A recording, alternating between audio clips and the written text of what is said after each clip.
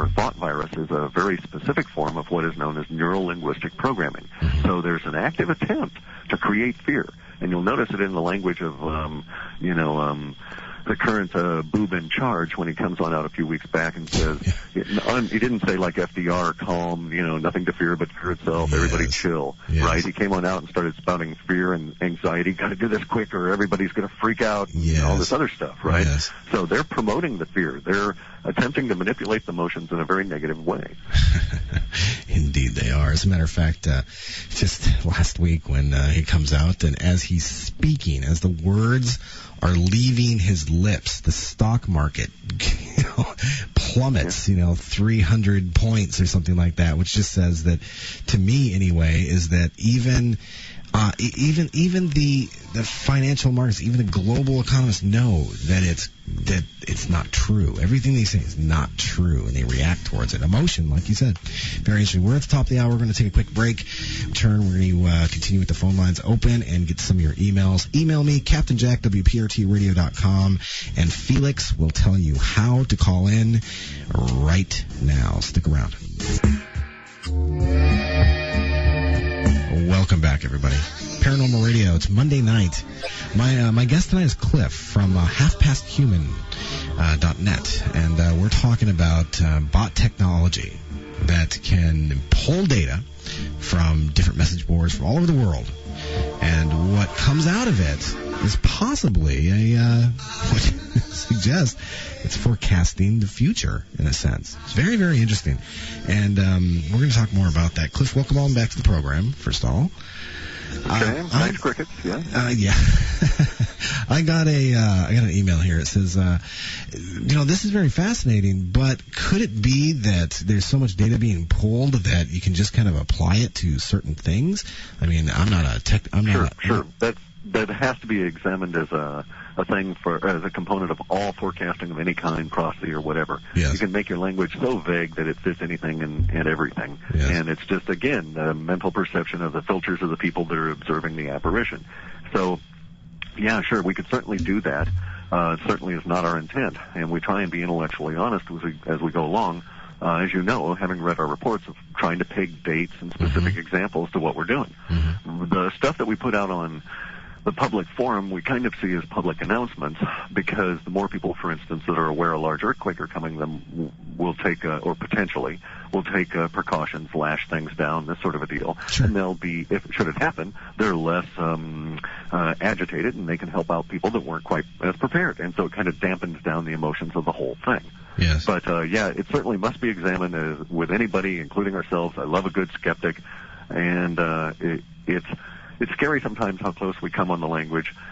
We put in what we can in the reports, which get to be very voluminous and tedious to read for people. And even that is only a small fraction of the thousands of words. And so sometimes we may have a description that has 15 or 18 or 20 words that hit the public media one way or another. But behind that, in some reports, there might be hundreds, perhaps even thousands, that are more detail-oriented about it, so we can say with some specificity that we got it a little bit better than was publicly acknowledged. Does that make sense? Yeah, it does. It does. Let me ask you. You mentioned the earthquakes. I've had Jim Birkeland and Cal Ori on the program. I'm not sure if you're familiar with who they are, but they've been able to, and talking with Jim as far as his predictions on earthquakes is it's pretty impressive. Now, we know we had this huge earthquake in China recently. It killed hundreds of people, 100,000 people, something like that, and then they just had another one recently. Did the technology pull anything about earthquakes before it happened? Sure, we get that frequently. The China one, we got a lot of associations with the wedding interrupted and the church that showed up a few weeks later that was all over the internet and the media, where a couple was actually in the act of getting married and the church came down around their ears, but everybody came out. We got that and actually posted warnings for a large earthquake about 36 hours before it occurred. And on Georgia's urban survival site, We put it out there, I think, 29 hours actually before it occurred. We'd been talking about it, though, within our reports maybe a month and a half or 2 months before that, in general sense of an earthquake that was associated with the wedding. And we knew a time because we had a prominent wedding pairing, which was also the Jenna Bush wedding that weekend. Mm-hmm. And so, because we knew part of our data suggested that some people attending the wedding would have to rush out due to the earthquake, not that they were involved in it, but because it was so large that it would demand their attention. And sure enough, a bunch of the American people related to international relief and stuff that were at the wedding were involved. So we get a bunch of the data around it, and we do have stuff for twin earthquakes coming up in December. Oh. They should be fairly large, and the descriptors around them seem to indicate damage, and at least one instance bloody. Now, bear in mind that earthquakes themselves rarely kill people. Usually, it's not a mountain sliding down on you or such thing. It's a poorly constructed, poorly engineered structure falling on you. So earthquakes are one of those natural disasters that I've been through a number of very large ones, and they don't scare me. What scares me is bad engineering. Yes. So you look around, you observe, what's around you, and you learn that in earthquakes that are sizable, never go under a door frame. It's just not appropriate. Go next to a file cabinet that's absolutely stacked full of paper because a triangular void will be formed on either side of it because it will not compress. Right. Where door frames will crack and they'll compress, or they'll twist. So, there's all these things you can do to protect yourself in those kind of events. And we see that in our data, we have a suggestion that December 10, 11, and 12 is the most likely point of occurrence for a fairly large earthquake, and maybe two of them. And if there's two of them, one of them is going to be in a band of latitude that is 32 degrees to 36 degrees north. Now, this is kind of again, weasel word kind of thing because it covers a huge chunk of the planet. Mm-hmm. California, Japan, Pakistan, all these seismically active areas. So we have a lot of data associated suggesting that that's going to be one of the locations. The other most probable, that is to say the largest section of data going towards a secondary site for a twin earthquake kind of an occurrence, would be up here in the Pacific Northwest, and actually off sea, and it may cause tsunamis. Probably won't occur. Usually, we've got to be wrong on something somewhere, and so, probably won't happen as we envision it, but we do have indications of an earthquake on or about the window of the 10th, 11th, and 12th. Now, the curious part of that is that hyperdimensionally, and I think you can check this with Mr. Berglund, there's planetary alignments that would tend to support an earthquake on December 12th, just because of where they're at. Yes, absolutely. Well, let me ask you, how often have you been wrong about something like this? How have we been wrong? Well, at least half the time, in the sense that, there's some stuff that we have not seen appear. Some of the language was inaccurate, or we misinterpreted it. Usually we misinterpret the stuff, even though we get the big emotional event. We're really wide of the mark as to what caused it. Yes. So, but on earthquakes, I hate to say it, we're getting a little bit better than we had been in the past. Yes.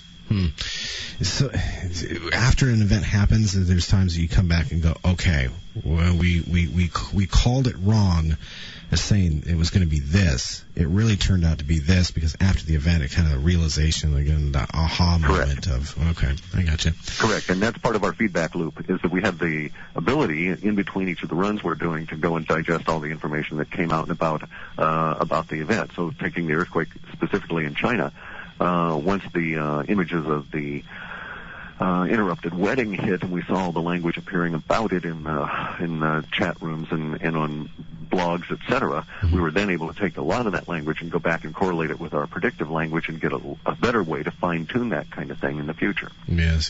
Did you ever consider maybe focusing in on one particular thing, like earthquakes, or again, going back to kind of like the financial stock market, or just kind of focusing in on a particular topic, or is it better just to kind of leave it wide, broad until? Well, yeah, it depends on. We do it both ways. What we call a deterministic mode is when we go out, we focus on a particular word. Mm-hmm. And so, for instance, an example of that was we were focusing on terrorism when we caught the power outage in the Northeast, which everybody instantly assumed was part of terrorism. And then we got all this really cool descriptors about actually the place it happened, and allegories and archetypes to the actually how it looked and how it all cascaded and so on. But we were wrong on the terrorism part because everybody assumes it was not terrorism. So that's running in deterministic mode. That's a whole lot of work. And it also gets back to the idea that you're throwing out a projection on reality. So I could look, for instance, for terrorism, and I'm certainly going to find it because it's such an active word out there. And then I could look for further words in it, but sooner or later I get to the point where I'm starting to project upon the data, hunting for those words that I think might be associated with it. So I don't really like running it that way. I like running it in what we call serendipitous mode, where we give it a few thousand, sometimes tens or 20 or 30,000 keywords that describe elements of context and associations, and we tell it, if you find words that have this kind of an association between each other, then we want to see those. And so we might have an association, taking your instance here with the truck again, we might have instances where we say, let's just start off and say, we're looking for something that involves communications, transportation, and shock. And if you get the relationship between those words and this emotion of balance, and communications has a number 7, and transportation has a number 4, and shock has a number 144, and it forms a mathematical relationship, and if it hunts for words that have a similar relationship and brings them back. And so we get interesting things. Yes. I got an email here. It says, Captain Jack, you mentioned this at the beginning of the program about Clif with no last name. Now I've been dying to figure out why he has not given the last name. Is he hiding something? Is he wanted? Or is he worried about the CIA coming in and stealing his technology? Sure, one of the above. Actually, none of the above, really. It's that a couple of issues. My last name's been outed. It's not like it's a big deal or anything. Yes. But I don't want to be locally famous. I'm not particularly personality-centered. I don't want to be a celebrity. What I think is really cool is the data and some of the information. I like sharing it. Sure. And who I am is actually immaterial. And actually, we get better results the more I remove my ego from the whole process. Yeah, that makes sense. Well, what about the CIA aspect of it? Well, we in a bit of misguided patriotism after 9/11, I offered it to the CIA, and they, through this George Ure went and he filled out this thing called a broad agency announcement, and we sent it in, and a bunch of the agencies looked at it, and CIA got back to us and said, well, kind of cool, but not really what we're interested in, not the kind of thing we do. Because bear in mind, we go the exact opposite. The CIA and all these other people that are intent on watching and controlling everything want to know who's doing what. They want to know who's saying what. It's kind of a 1984 scenario, right? Your television's spying on you. They want to know. Now, never mind the fact that they would have to have as many people. They'd have to split the population in half and have half watching the other in an official capacity in order for that to work, or some fraction thereof. But that's really where they're focused. They're after individuals and so on. And we don't bring back individuals' names. We don't care about who's writing it. What we care about is what's being said and what are the differences between this week's words and last week's. So to a certain extent, it would envision, they'd have to flop their whole universe upside down to grasp it. Yes. Or they're already doing it and we're rather crude. Good point. Very good point. Well, what are some of the hurdles that you're still trying to get over with this? As far as, is there a manpower issue? I mean, if you had more people maybe working on discerning the information, would help in some way, or what are some refinements? We're content to stay where we're at the moment because I think in a few years it's kind of moot. It doesn't matter. I don't see this as a long-term technological kind of thing. Let's take the idea. You're familiar with Terence McKenna? Yes. Terence McKenna had the idea that time was a fractal spiraling in on itself, and that as we approach 2012, the actual nature of time, the feel of it, if you will, the flavor, the taste, would change, and it would spiral in and get denser. And these are really not appropriate words to use in the context or in the concept. But if that's the case, and if the synchronicity, for instance, you're sitting out there, again, for your truck example, not the actual truck part, but the actual, what was it that caused you to pay attention to that particular fleeting image seconds before the manifestation? So at some point, that whatever, that mental state of